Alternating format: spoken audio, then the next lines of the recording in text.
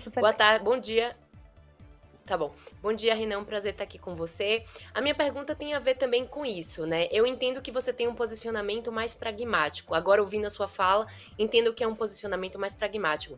Como é que você acha que você consegue ter uma capilaridade, né? Sei também, como você também disse, os jovens, né? Como vocês são populares com os jovens. Mas com esse posicionamento mais pragmático, como é que você consegue ter uma adesão num país altamente polarizado, onde a emoção tem regido muito o voto aqui do brasileiro. Então, como é que você vai adentrar, furar bolhas, né? Furar essas bolhas com esse discurso mais pragmático. E se você se insere ali, por exemplo, no campo da direita, como é que você se insere também nisso? Porque eu frequento muito o campo da direita e ainda vejo que as pessoas torcem muito o nariz lá pro próprio Partido Missão.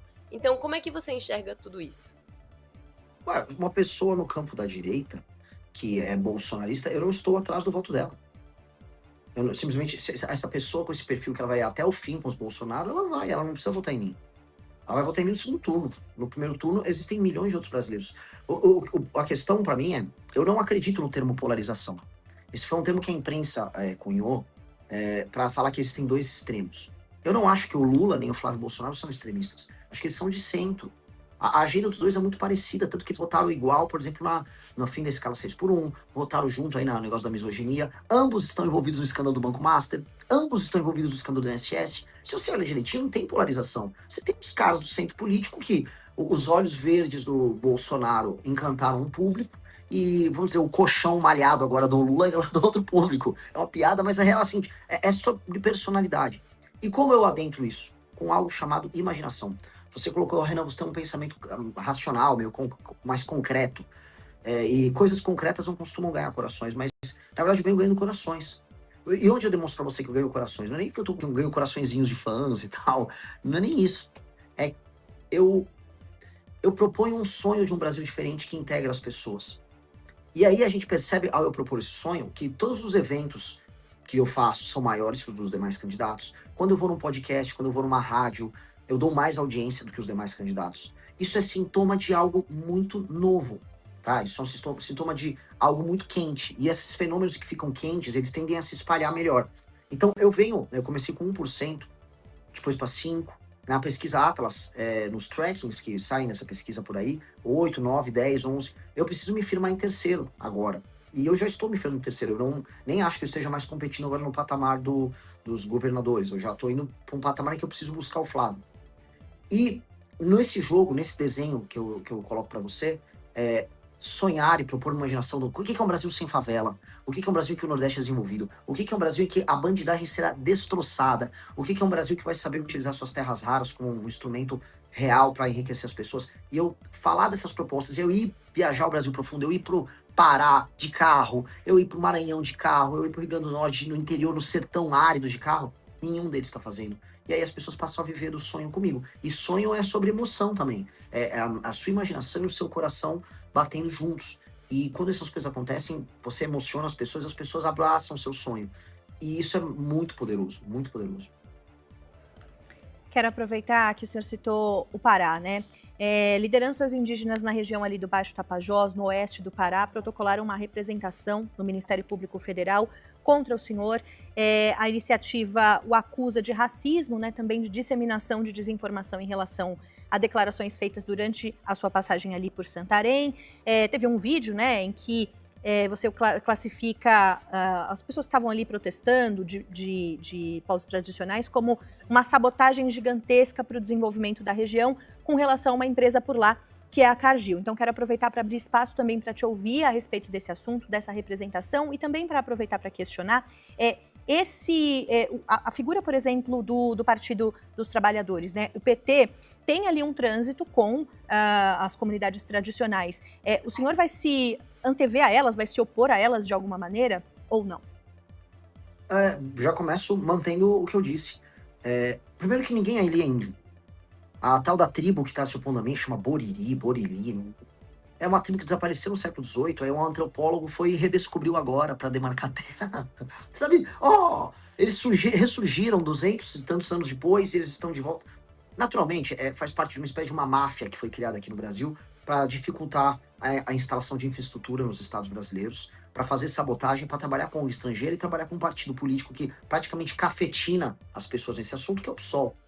A Cargill tem um entreposto gigantesco que faz escoar a produção da agricultura do Pará e do Mato Grosso. É uma coisa fundamental para que o Brasil tenha emprego. Santarém pode ser uma cidade bem mais rica. Pô, eu tô falando de um lugar, sabe, amazônico, um lugar que é difícil trabalhar, as coisas, é um lugar distante, energia é cara. E eles montaram todo esse entreposto, precisavam ali terminar uma hidrovia pra gente fazer a conexão com o Ferrogrão, etc. E aí eles foram embargar, dizendo que isso afeta os índios. E aí você vai olhar o índio, não é um índio.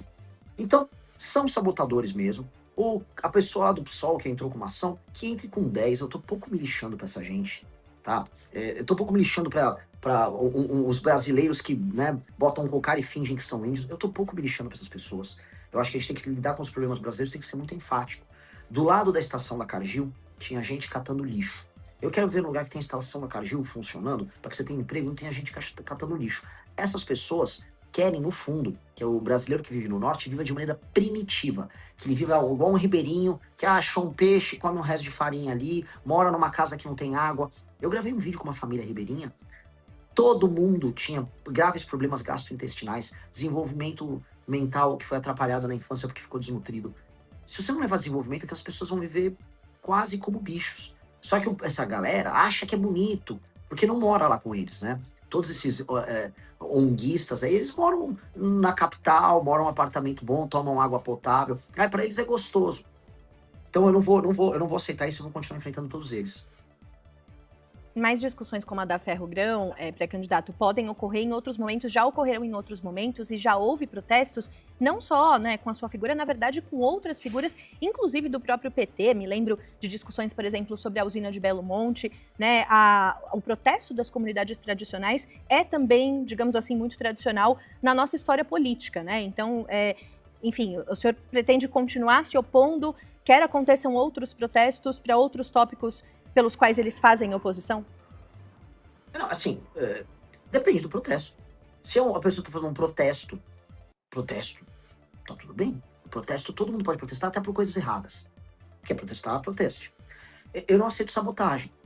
Eu não aceito que você vai interromper uma obra, que é a da Ferrogrão, que é fundamental para o desenvolvimento do Brasil, porque, dado que um trilho de trem passa a 200 quilômetros de uma tribo, de uma reserva, isso está afetando o estilo de vida indígena. Pelo amor de Deus, isso é só sabotagem. Isso é sabotagem institucional. E aí você vai ver quem está por trás dessas tribos. ONGs das mais diversas, com dinheiro de fora do Brasil, que curiosamente concorrem com a agricultura brasileira. Que coincidência. Isso não, isso é sabotagem. Aí eu vou prender.